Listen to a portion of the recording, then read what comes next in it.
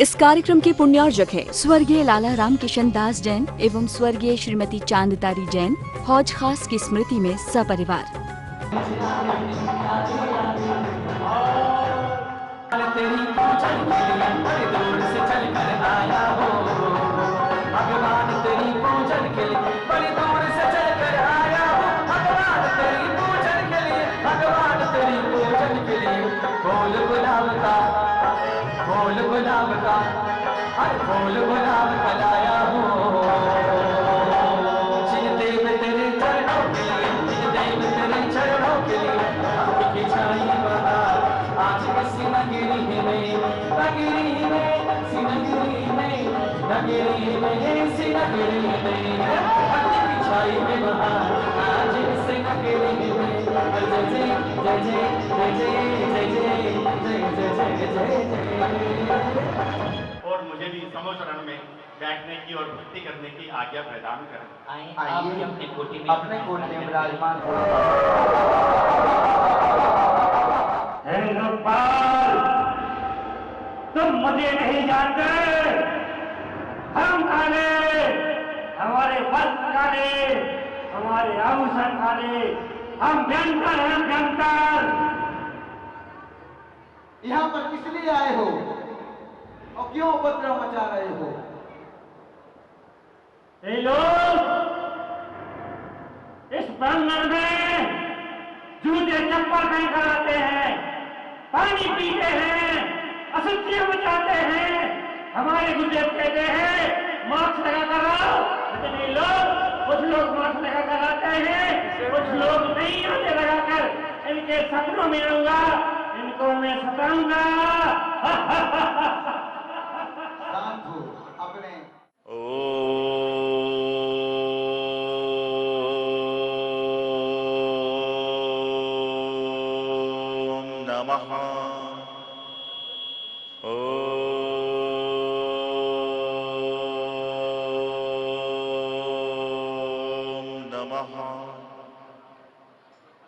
संसार में वर्तमान में आपाधापी का दौर चल रहा है। जिस व्यक्ति से हम कल शाम तक मिले थे, 2 दिन बाद मालूम चलता है कि वह व्यक्ति काल के गाल में समा गया। विगत कई महीनों से, 2-2.5 वर्षों से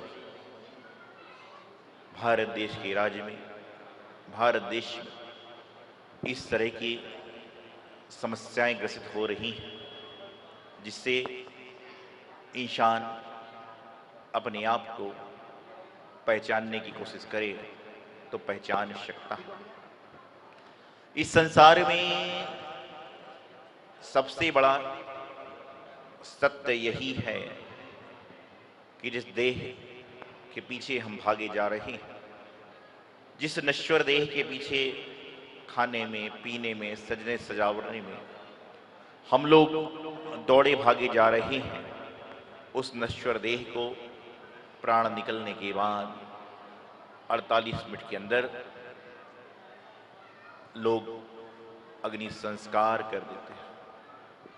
संसार के वैराग्यमयी दृश्य को देखते हैं तो पाते हैं कि हमने अपने जीवन में अपना अधिकांश समय खाने में निकाल दिया, अधिकांश समय लड़ाई झगड़ों में निकाल दिया, अधिकांश समय किसी के बारे में उल्टा सीधा बोलने में निकाल दिया। लेकिन आज तक हम यह समझ नहीं पाए कि हमारा लक्ष्य क्या है, हमारी व्यवस्था क्या है, हमारी प्रक्रिया क्या है। और जो इंसान इस लक्ष्य को जान लेता है, इस लक्ष्य को पा लेता है, वही इंसान राग से वैराग्य की ओर और वैराग्य से वीतरागता की ओर बढ़ जाता है। और जो राग से वैराग्य और वैराग्य से वीतरागता की ओर बढ़ जाता है, फिर उसके जीवन में कोई सरागता का, कोई रागता का काम होता ही नहीं। आज वर्तमान में इंसान के पीछे भाग रहा है। कोई लेने के लिए भाग रहा है, कोई पकड़ने के लिए भाग रहा है, बस भागे जा रहे हैं, भागे जा रहे हैं। ये पता ही नहीं चल पा रहा कि कहाँ जाना है, कहाँ हमारा गंतव्य है, कहाँ हमारा स्थान है। और जो इंसान सिर्फ अपने लिए सोचता है, उसको कहीं पर भी भागने की आवश्यकता नहीं, उसको कहीं पर भी जाने की आवश्यकता नहीं, क्योंकि कहते हैं तन की भूख तनक सी, एक पाव दो शेर, मन की भूख अपार है, चाहे मिले सुमेर। कि तन में भोजन चाहिए, एक रोटी, दो रोटी, तीन रोटी, चार रोटी चाहिए, उसकी चिंता आदमी को नहीं है, वह कहीं पर भी मिल जाया करती है। लेकिन मन की जो भूख है, उसने उसे ऐसा सताया, ऐसा सताया, ऐसा सताया कि जिंदगी में कोई आनंद आ ही नहीं पा रहा है। एक बार रात्रि के समय एक सेठ के पेट में थोड़ी गड़बड़ हुई, उसको घबराहट होने लगी, हृदय कंपन करने लगा। उसने सोचा क्यों ना मैं यहां से चलूं और बाहर तक थोड़ा टहल के आता हूं। थोड़ा उसने टहला, टहलते टहलते उसको थोड़ा अच्छा लगा, वह थोड़ा और आगे बढ़ गया और आगे बढ़ा तो मंदिर दिखा। उसने कहा मंदिर के दरवाजे तक होकर आ जाता हूं। जैसे ही वह मंदिर के दरवाजे पर पहुंचा, वहां पर एक इंसान भगवान के गेट पर खड़ा होकर दुआ मांग रहा था, हे भगवान, मेरी पत्नी बिस्तर पर है, इलाज को पैसा नहीं मिलेगा तो उसकी जीवन लीला समाप्त हो जाएगी। यह बात सेठ ने सुनी, उन्होंने अपने जेब से पर्स निकाला, उसकी जरूरत के लिए पैसे दिए, उस बंदे ने धन्यवाद किया और जाने लगा। इतने में सेठ ने कहा सुनो भाई, बोले कहिए। मैं आपके पैसे वापस कर दूंगा। बोले बात पैसे वापस करने की नहीं है, आप मेरी बात को सुने। उसने जेब से पर्स निकाला और अपना कार्ड दिया, कहा कि यदि आपको कभी भी कोई भी आवश्यकता हो तो आप निसंकोच मेरे द्वार पर आ जाना। तो उस जरूरतमंद व्यक्ति ने कहा धन्यवाद, मुझे आपका कार्ड नहीं चाहिए। बोले क्यों? बोले जब आधी रात को समस्या थी तो परमात्मा ने आपको भेज दिया, जब मेरे जीवन में दूसरी समस्या आएगी तो आपके जैसा कोई ना कोई ऑटोमेटिकली आ जाएगा। मैं कल की चिंता क्यों करूं कि मेरे जीवन में समस्या आएगी। मैं तो ये सोच रहा हूं कि आज के बाद मेरे जीवन में कोई समस्या आएगी ही नहीं। इस तरह की भावना उसने भाई तो सोचिए, परमात्मा तकलीफ दे रहा है तो दवाई भी दे रहा है।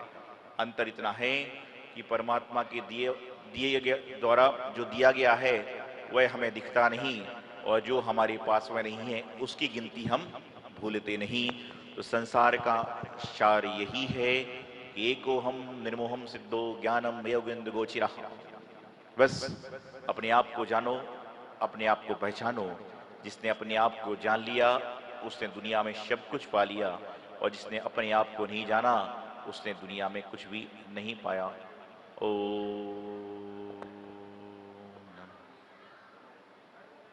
हे स्वामी, नमोस्तु नमोस्तु नमोस्तु। मेरे मन में एक जिज्ञासा है।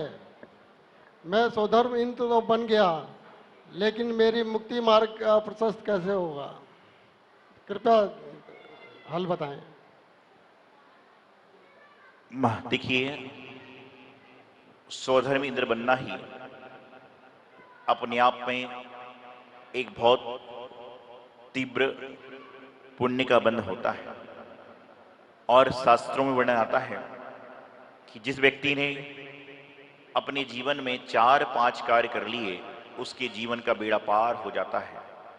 सम्मेद शिखर सिद्ध क्षेत्र की वंदना, अपने सौद्रव्य से सिद्ध चक्र महामंडल विधान का पाठ, किसी पंचकर्म प्रतिष्ठा महोत्सव में माता पिता या सौधर्म इंद्र का पद पाना, और चौथे नंबर पर नृगंथ मुनियों को आहार, और किसी साधु की पुरानी पिछिका को प्राप्त करके अपने घर में स्थान देना।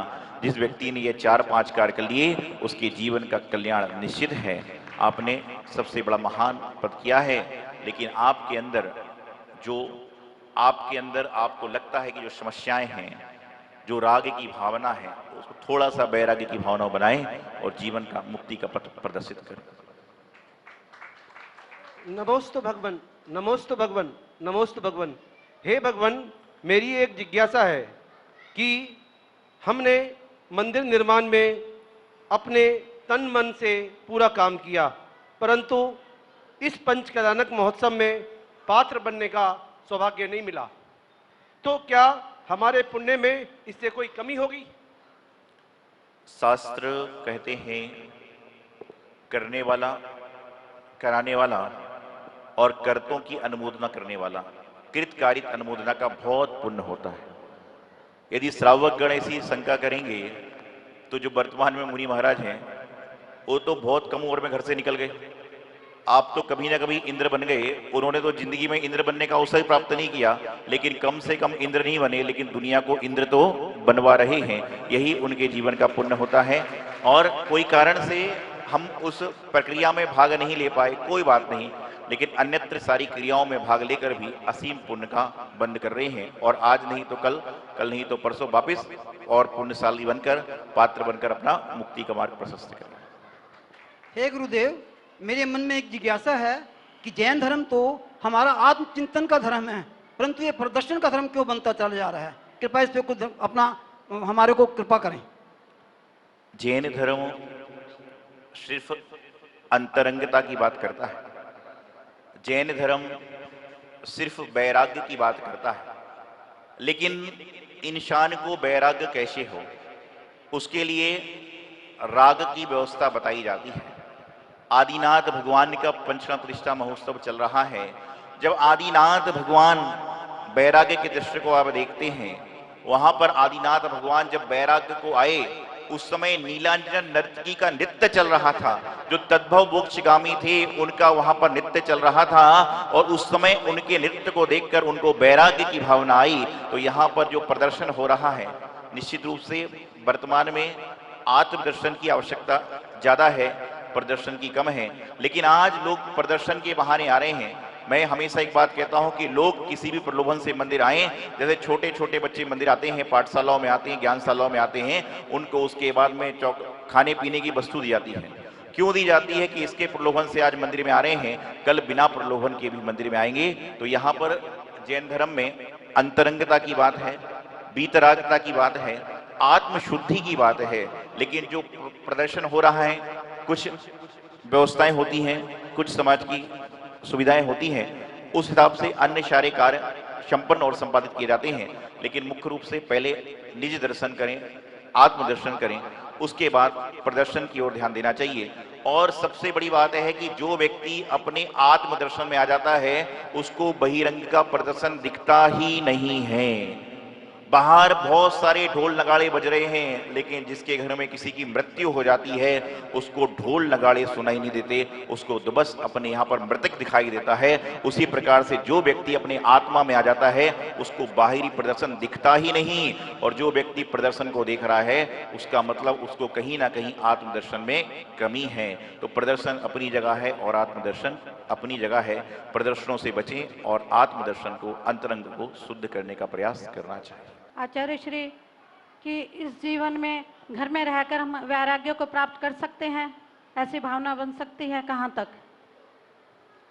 देखिए, सदग्रस्त जीवन में बहुत सारे काम कर सकता है। प्रवचन सार ग्रंथ में आचार्य ने कहा कि यदि कोई भविक मोक्ष मार्ग के लिए आपके पास में आना चाहता है तो उसको सीधा मुनि बनने का उपदेश दो, और यदि वह मुनि नहीं बन सकता तो श्रावक बनने का उपदेश दो, और श्रावक भी नहीं बन सकता तो सदग्रस्त बनने का उपदेश दो। आप अपने आप को श्रावक कहते हो, लेकिन श्रावक हो नहीं, क्योंकि श्रावक जो होता है सठ आवश्यक कर्तव्य का पालन करता है। कहने को तो हम सब श्रावक हैं, लेकिन इतने कौन से श्रावक हैं जो सठ आवश्यक कर्तव्य का पालन कर रहे हैं? जो श्रावक वह होता है जो नहाने धोने का पानी का इस्तेमाल भी छान कर करता है, वह श्रावक अपने आप को कहलाने का अधिकारी है। आज वर्तमान में लोग खा तो शुद्ध भोजन रहे हैं, लेकिन पीने के लिए बिस्लरी बोतल चाह रहे हैं। ये श्रावकपना नहीं है। लेकिन घर में रहकर भी वैराग्यता को धारण करना है तो सत्संग करें, गुरुओं के उपदेश सुने, वैराग्य भावना पढ़ें, चिंतन करें। लेकिन परिस्थिति ये है, यहाँ पर तो खूब सुनते हैं, केस नोच देखते हैं, क्रियाएं देखते हैं, तो मन में वैराग्य उमड़ता है, लेकिन घर जाते हैं और जैसे ही पोता रोया महाराज जी का आहार तो कोई भी करा लेगा, लेकिन पोते को दूध पिलाना जरूरी है और सारा संसार में वापिस लिप्त हो जाता है। और व्यक्ति चाहे संत बन जाए, चाहे तीर्थंकर भगवान के पाद मूल में पहुंच जाए, जब तक उसका मोह लगा रहेगा तब तक उसका कल्याण हो ही नहीं सकता। मोह को त्याग करिए और अपने जीवन को गृहस्थ धर्म में रहकर भी कल्याण कर सकते।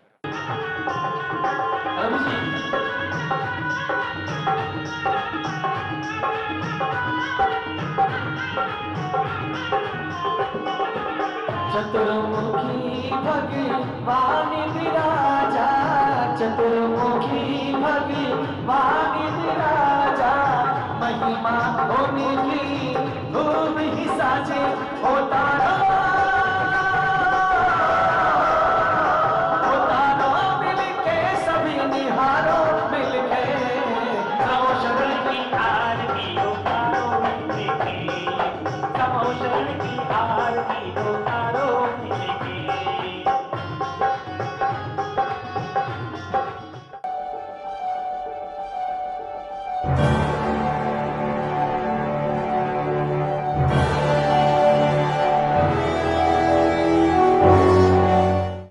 पार्श्वनाथ भगवान की जय।